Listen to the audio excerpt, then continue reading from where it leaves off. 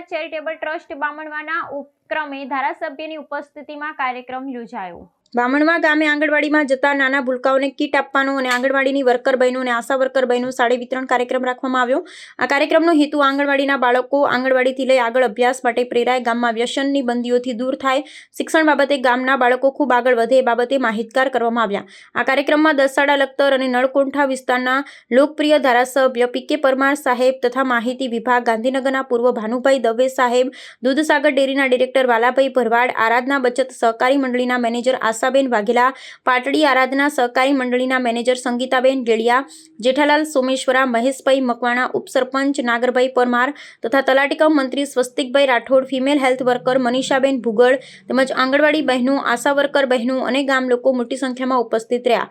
જનજાગૃતિ ચેરિટેબલ ટ્રસ્ટના ટ્રસ્ટી જયાબેન ચાવડા અને દિનેશભાઈ ચાવડા દ્વારા દરેક મહેમાનોનું ફૂલઆરતી અને સાલ ઓઢાડી સન્માન કરવામાં આવ્યું હતું અને જેઓના દ્વારા ગામમાં વ્યસન અને અસામાજિક બંદીઓ દૂર થાય, શિક્ષણયુક્ત સમાજનું નિર્માણ થાય એ માટે ગામ લોકોને માર્ગદર્શિત કર્યા હતા। સમગ્ર કાર્યક્રમનું સંચાલન ચિંતનભાઈ મહેતા દ્વારા કરવામાં આવ્યું હતું। રિપોર્ટર ડી.કે. મકવાણા, વિસાવડી, દસાડા, પાટડી। એ પ્રકારે મહિલા કાર્યકર તરીકે આપણા જ ગામના જયાબેન ચાવડા એમનું પણ પ્રમાણપત્ર આપે એમની કામગીરીના સંદર્ભમાં એનું પણ સન્માન થયું છે કે જયાબેનને પણ અભિનંદન આપું છું। ખાસ કરી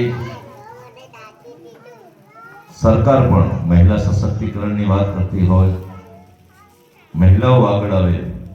આવા ન્યૂઝ જોવા માટે સાબર આવાજ યુટ્યુબ ચેનલને સબસ્ક્રાઇબ કરો અને લાઇક કરો, જેથી હવે પછીના દરેક સમાચાર સબસ્ક્રાઇબ કરેલા હશે તેઓને નવા સમાચારની માહિતી મળી જશે।